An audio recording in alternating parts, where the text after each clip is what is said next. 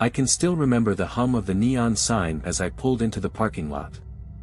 The Randy's Diner sign flickered above, casting a sickly, pale glow onto the cracked asphalt. It was nearly 3 a.m., and I had been driving for hours. The road stretched out, endless and empty, just a string of dimly lit towns and gas stations. I'd passed through a few small places already, but none of them had any late-night diners. I was hungry, tired, and in desperate need of a coffee, so when I spotted Randy's, I figured I'd give it a shot. The place looked worn, faded red and white tiles, greasy windows, and the unmistakable smell of burnt coffee hanging in the air. There were only 2 cars in the parking lot, one of which looked like it hadn't moved in years. I wasn't the kind of guy to get nervous over small things, but there was something about that diner. Something just off. I stepped inside, and the bell above the door rang out, echoing through the quiet room. The place was nearly empty, save for a man sitting at the far end of the counter, his face hidden in the shadows. The waitress, a woman in her mid-40s with sharp features and hair pulled back into a messy bun, greeted me with a vacant smile. Her eyes seemed tired, but there was something else too, something strange. Maybe it was the way her gaze lingered just a second too long or the way she didn't seem to blink. "You've come for the late-night special?" she asked in a voice that didn't match her appearance, too soft, too calm. "Yeah, just a coffee and something to eat," I replied, trying to shake off the uncomfortable feeling creeping up my spine. She nodded, stepping behind the counter to prepare my order. I looked around, noticing how quiet it was. The hum of the fluorescent lights overhead was the only sound, and that low buzz seemed to be getting louder by the second. The man at the counter hadn't moved, still hunched over, his face still hidden. As I waited for my coffee, I couldn't shake the feeling that something wasn't right. The air seemed thick, the shadows deeper than they should be for a place like this. And then I heard it, a soft scraping noise from the kitchen. Like someone moving dishes, but too deliberate, too slow. I glanced toward the back, but the kitchen door was closed. I tried to tell myself it was just the old pipes or the creaking of the building settling, but deep down, I knew something was wrong. "Here you go, hon," the waitress said, snapping me from my thoughts. She placed the mug in front of me, her fingers brushing against mine just a bit too long. "Thanks," I muttered, trying not to look into her eyes. I sat there, sipping my coffee, trying to shake off the weird vibe. But as I glanced around, I saw it, the man at the counter had turned his head just slightly, just enough that I could see his face. And I'll never forget what I saw. His eyes. They weren't just tired or bloodshot. They were hollow. Like he had been staring at something for hours, maybe days, without blinking. His face was pale, ghostly even, and his mouth twitched unnaturally. For a split second, I thought he might speak, but then he slowly turned back to his drink, his back now facing me again. I froze. "Everything all right?" The waitress's voice cut through the silence like a knife, and I turned to look at her. "Yeah," I stammered, not wanting to seem like I was losing it. Just thought I saw something." But she was already walking back to the kitchen, her footsteps muffled by the thick, sticky air. And that's when I noticed it. Behind the counter, there was a door that led to a small hallway. The hallway had no light. And in the dim glow from the kitchen, I thought I saw something, moving in that darkness. Something that wasn't the usual shadow. I shook my head, trying to focus on my coffee. I needed to calm down. There was no reason to be paranoid.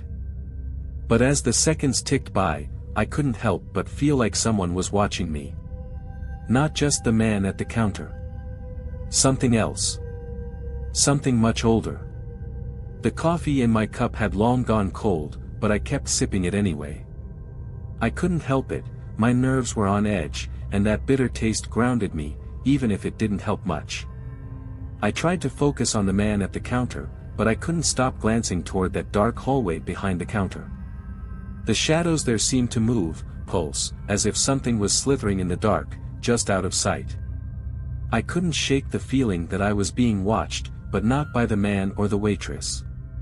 This was something else. It felt like an old presence, something ancient that had been waiting for someone like me to walk in. I glanced at the clock on the wall.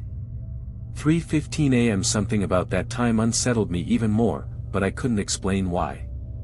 The ticking of the clock seemed louder now, like a countdown to something I didn't want to face. The waitress returned, this time holding a small plate of eggs and bacon. She placed it in front of me without saying a word. I stared at the food, but the smell of it didn't register. All I could smell was something sour, something metallic, but I couldn't tell where it was coming from. "Eat up, Han," she said, her voice still unnervingly calm. "You'll need your strength."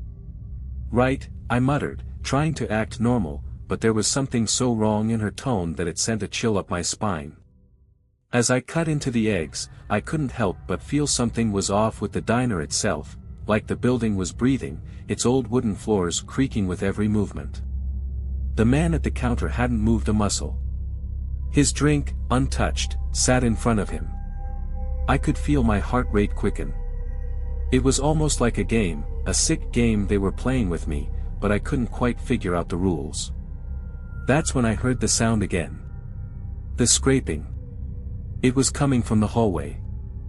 I turned my head sharply, but all I saw was the door, the same door I had noticed earlier. It was open just a crack, enough to see the flickering of an old, dim light from within. "Excuse me," I said, my voice sounding too loud in the quiet diner. "What's down that hall?" The waitress didn't look at me immediately. She just stared at the counter for a moment, her lips tight, before turning to meet my gaze. "Just storage," she said, her tone flat, no hint of emotion. But I didn't believe her. The look in her eyes, the way her jaw clenched, told me there was something more. Something she wasn't willing to share.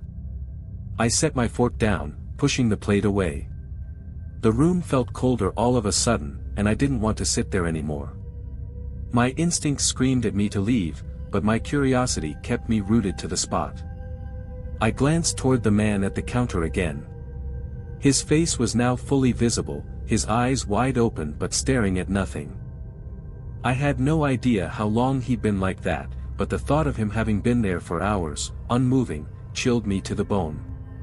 There was no normal explanation for that kind of stillness. I glanced back toward the hallway, and this time, I saw it, a figure.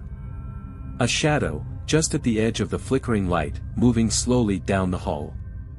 It was tall, thin, and wrong. The shape was distorted, like it was struggling to keep its form. I stood up, heart pounding in my chest, but before I could take a step, the door to the kitchen swung open with a violent crash. The waitress appeared again, her eyes wide, this time with something more than exhaustion. There was fear in her face. "You should go," she said, her voice a little louder now, the calmness slipping. "Get out of here. Now." I didn't wait for her to say anything else. My feet moved on their own, and I rushed toward the door. But as my hand touched the handle, I heard it, soft, but unmistakable, the scrape of nails against the tile. And then the whisper. It wasn't the man at the counter. It wasn't the waitress. It came from somewhere in the hallway. "Stay with me." My heart stopped. I whipped the door open and bolted into the parking lot. But as I glanced over my shoulder, I saw the door to the diner swing open behind me, the waitress standing in the doorway, watching me leave. Her face had twisted, her eyes hollow now, the smile gone, replaced with something unrecognizable. I ran to my car, hands shaking as I fumbled for my keys, but I didn't dare look back. I drove away without a second thought, not caring where I was going. Just far, far away from that place. But I swear, if you're ever passing through that part of the state, don't stop at Randy's Diner. No matter how empty the road seems. Because something is waiting there. And it's not human. The next few days were a blur. I tried to shake off the events of that night, but it was impossible. Every time I closed my eyes, I saw that hallway, the figure in the dark, and the voice, those soft, chilling words, "Stay with me." The more I thought about it, the more I realized something wasn't right. Randy's diner didn't feel like any ordinary place. It felt cursed. I couldn't escape the feeling that something had followed me.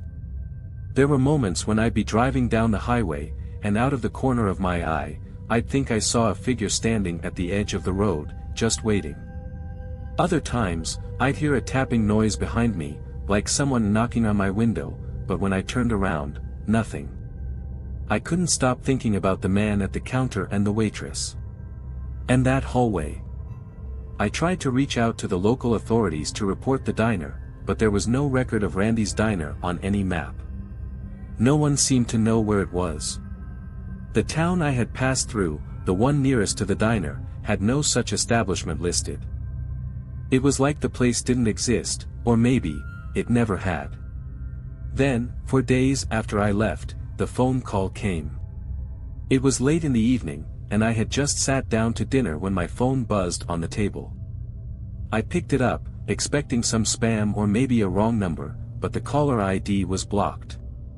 My hand hesitated, but curiosity got the better of me. I pressed the phone to my ear. "Hello." A long silence followed, and just as I was about to hang up, I heard it. A soft, raspy breath. "Hello." I repeated, this time with more urgency. The voice that answered wasn't human, not entirely. It was distorted, like it was coming through some sort of static. A whisper, low and strained, a voice that sounded almost desperate. "You should have stayed." I froze. My blood ran cold. It was her. The waitress. But how? She was there, in the diner. And I had just left hours ago. I opened my mouth to speak, but before I could get a word out, there was a sharp click, followed by the unmistakable sound of a phone line cutting off. I stood there, holding the phone in my trembling hand. My heart pounded. I tried to call the number back, but it was disconnected. Then the memories flooded back in waves, one after another. The hallway, the figure, the whisper that had come from the dark. But there was something else, something I hadn't noticed at first. Something that made my stomach churn when I thought about it, the way the waitress had looked at me before I left. Her eyes. Her expression wasn't fear, like I thought. No, it was hunger. A look that told me she wanted me to leave. She wanted me to get far enough away that she could follow. I didn't sleep that night. The phone call had rattled me to the core, and every creak in the house, every shadow in the corner of my room, made my skin crawl. Something was out there. Something I couldn't explain. And it was getting closer. The next day, I tried to look up the diner again. This time, I drove down the same route. I had to know if Randy's diner was real or if I had lost my mind. But when I passed through the small town again, nothing looked familiar. The road I had taken that night, the one that had led me to the diner, was gone. There was no sign of it. Just an empty stretch of land. I drove up and down the street for hours, but nothing. I went to every gas station, every corner store, but no one had heard of Randy's diner. It was like it had never existed. The eerie feeling followed me all the way home. And that night, when I finally managed to drift off to sleep, I dreamed of the diner. I was back there. It was different this time, darker, quieter.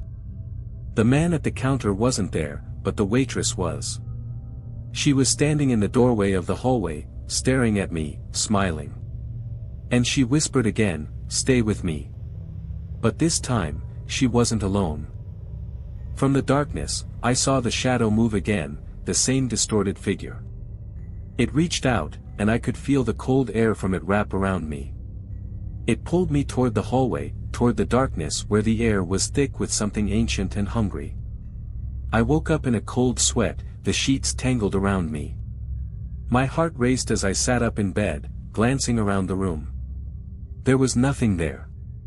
No shadow, no figure in the corner. But I knew, it was still out there. And I couldn't run forever. The nightmares didn't stop after that. Every night, I saw that hallway, that twisted, flickering light. I saw the shadow creeping closer. It felt real, so real that sometimes I'd wake up with my body aching, like I had physically been pulled into that darkness. I had to know the truth. I couldn't live with the constant fear, the whispers that followed me. So, I did the only thing I could think of. I went back. I drove through the night, retracing the same path, ignoring the sense of dread crawling up my spine. The further I went, the more I felt like something was pushing me forward. The air grew colder, heavier, as if I were driving into a place that was no longer part of the world I knew. The town that had been closest to the diner was still there, but it looked different now. Almost forgotten. The buildings were run down, the streets empty. As I passed through, I spotted the same stretch of highway where the diner should have been. But it wasn't there. I pulled over, my headlights cutting through the thickening fog. My heart thudded in my chest as I stared out into the mist. It felt like the town itself was holding its breath. And then I saw it. A flicker of light. A neon sign glowing faintly in the distance, the words, "Randy's Diner," barely visible through the haze. It was there. After all this time, after everything I had gone through, the diner was waiting for me. I didn't hesitate. I drove toward it, the old building looming ahead as I pulled into the same cracked parking lot. The same two cars were there, parked in the exact spots where I had seen them before. The familiar, uncomfortable feeling of the place hit me hard, but this time, it wasn't just a chill in the air. It was the weight of the past few days, the torment, the fear that something had been following me all along. I stepped out of my car, my legs feeling unsteady, and approached the diner. The bell above the door jingled as I opened it, and the same thick smell of burnt coffee and grease hit my senses. But this time, there was something different. The diner was alive, people sat at the counter, eating, talking, as if nothing was wrong. The man I had seen before was gone, replaced by another person, but they all had the same hollow look in their eyes. The waitress from that night was there, too, standing behind the counter, her expression unchanged. She turned to face me as soon as I walked in, her lips curling into that same unsettling smile. "You came back," she said, her voice low, almost reverent. "I knew you would." I tried to speak, but the words caught in my throat. It felt like the air had thickened again, like I was suffocating. And then I saw it. The hallway. The door at the back of the diner was wide open now, and I could see the flickering light in the distance. But there was more this time. There were shapes moving in the dark. Figures. Shadows. More than one. More than two. I felt the cold creeping down my spine, and before I knew it, I was walking toward the door, my feet moving of their own accord. I tried to stop, tried to turn around, but something was pulling me forward, something strong and relentless. The waitress didn't stop me. She just watched me as I crossed the threshold and stepped into the hallway. As soon as I did, the temperature dropped. The air was thick, like I was walking through water. The light flickered again, and I could see it more clearly now, the figure, tall and thin, standing at the end of the hallway. The same one I had seen in my dreams. Its form was distorted, like it was straining to maintain its shape, its arms reaching out, fingers twitching. "You're not supposed to be here," the voice whispered, but it wasn't the waitress. It was the thing in the dark. Its voice was low, distorted, like it was tearing through the fabric of reality itself. And then, out of nowhere, I heard it again. The whisper I had been waiting for. The one that had followed me all this time. It came from the dark corners of the hallway, from every direction at once. "Stay with me." The cold crept deeper into my bones. I could feel the weight of the place pressing in on me, suffocating me. I knew, deep down, that if I stayed, would be trapped here forever. Just like the others. I turned to run, but the hallway seemed longer now, stretching out in front of me. I heard footsteps behind me, the sound of something, or someone, chasing me. I could feel their presence, their cold breath on my neck. The shadow was getting closer. The door at the end of the hall slammed shut, and for a moment, I thought I was trapped. But then I saw it. The door to the outside. It was right there. I ran toward it, my legs burning, my lungs aching. As I reached for the handle, I heard the thing's voice again, this time louder, angrier. "You can't leave." I yanked the door open with everything I had left and stumbled outside into the parking lot.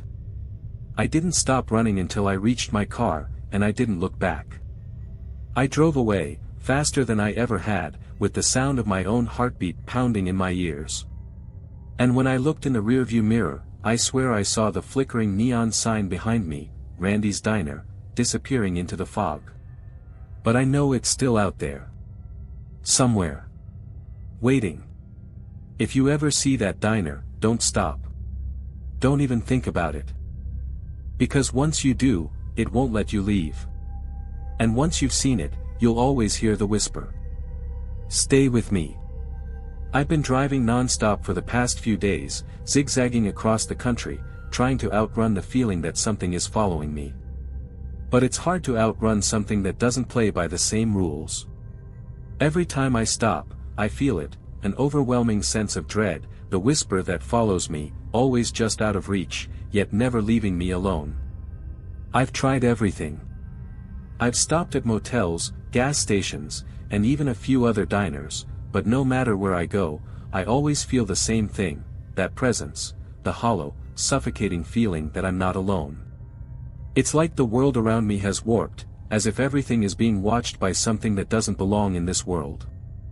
I've gone to the police, tried to find any way to explain what happened at Randy's Diner, but they looked at me like I was losing my mind.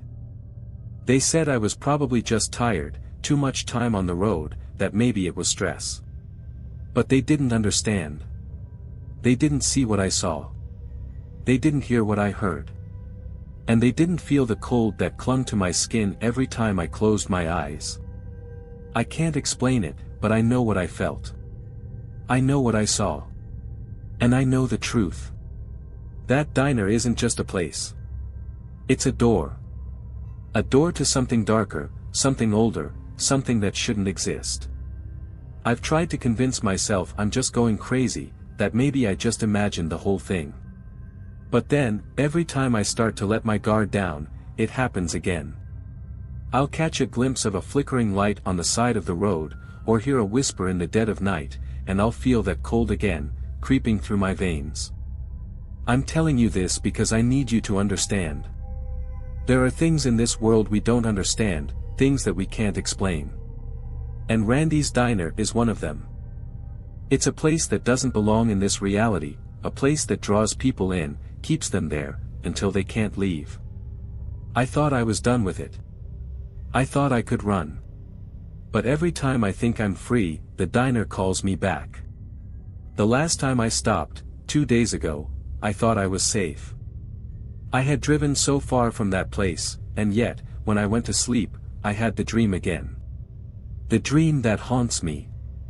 The dream where I'm back there, standing in the hallway, the shadow watching me, the whispers growing louder. And then I woke up. I wasn't in my motel room anymore. I was standing at the counter of Randy's Diner. It was like I had never left. The same worn tiles, the same greasy smell. The same people, their eyes hollow, empty. The same waitress, her smile sickeningly familiar, standing behind the counter, waiting for me. I tried to leave, but the door wouldn't open. The hallway was still there, just like before, waiting for me. This time, though, there was no escape. I didn't scream. I didn't try to fight. I knew what was coming. I knew what had to happen.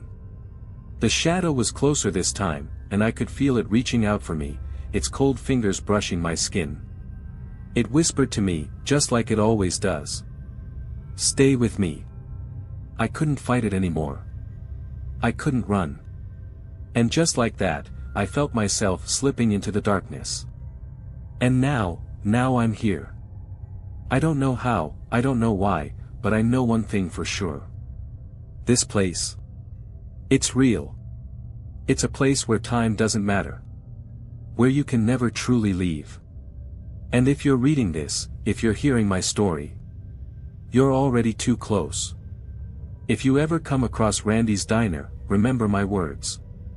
Stay away. Because once you step inside, you might just find yourself staying forever. It's strange how time feels different here. I can't say how long I've been standing in this place. Hours? Days? Weeks? Or maybe it's been longer than that. Time bends here, stretches and contracts like a rubber band pulled too tight. It doesn't matter. What matters is that I'm still here, still trapped in Randy's Diner, waiting for something I can't even explain. I've tried to fight it, tried to leave, but I know it's pointless. The moment I tried to walk through that door again, it slammed shut in my face. And that same cold breath followed me. I hear it now, the scrape of those nails, always just behind me, waiting for the right moment to reach out and grab me. I can't look back. If I do, I know it'll be too late. The shadow will take me for good. I see the others now. The ones who didn't make it. They're sitting at the counter like they've always been here, their eyes just like the man I saw when I first walked in, hollow, unblinking, staring at nothing. They don't speak, not anymore. They're beyond that. They're just waiting. Waiting for the next person to wander in, to feed the hunger of this place. The waitress, too. She never leaves. I see her behind the counter, cleaning the same glass, pouring the same cup of coffee over and over again, as though she's stuck in a loop. But her smile never fades. It's not a warm smile. It's a smile that says she's part of this, part of something that wants you to stay, wants you to join the others, to be absorbed into the madness of this place. And then there's the hallway. The door to the hallway is always there, waiting. The flickering light calls me, just like it did the first time. And the shadow, the thing that whispers, it's closer now. It stands at the edge of the light, always there, always watching. It wants me, wants to pull me into the darkness with the others. But I won't go. I've learned something in the time I've been here. You don't fight it. You don't run. You just wait. You wait like the others, because that's all you can do. I know the moment I stop waiting, the moment I give in and accept this place as my reality, that's when I'll become one of them. That's when I'll lose everything. But still, I try. I try to push against the feeling, to fight the pull. But it's like wading through tar. The more I struggle, the deeper I sink into this place. And maybe that's the true horror of it. The realization that there's no escape. Not for me. Not for anyone. I see new faces now. Every once in a while, someone will stumble in through the door, just like I did. They'll sit at the counter, order something, and then, eventually, they'll start to notice it. The strange stillness of the diner. The hollow eyes of the others. And that whisper. They don't always make it to the hallway. Some try to leave, only to find that the door is locked, or the world outside doesn't look quite the same as when they entered. Some never even notice it, like the man who came in last night. He just sat there, eating his meal in silence, unaware that he was already part of the cycle. But it's always the same. In the end, everyone stays. They always do. And now, I wait with them. I've seen the truth. The diner is a prison, a trap that doesn't let you leave. Once you're here, you're part of it. You're stuck, caught in its grip. You'll never leave. You'll just wait. And wait. And wait. And someday, when someone else walks in, you'll smile at them. Just like the waitress.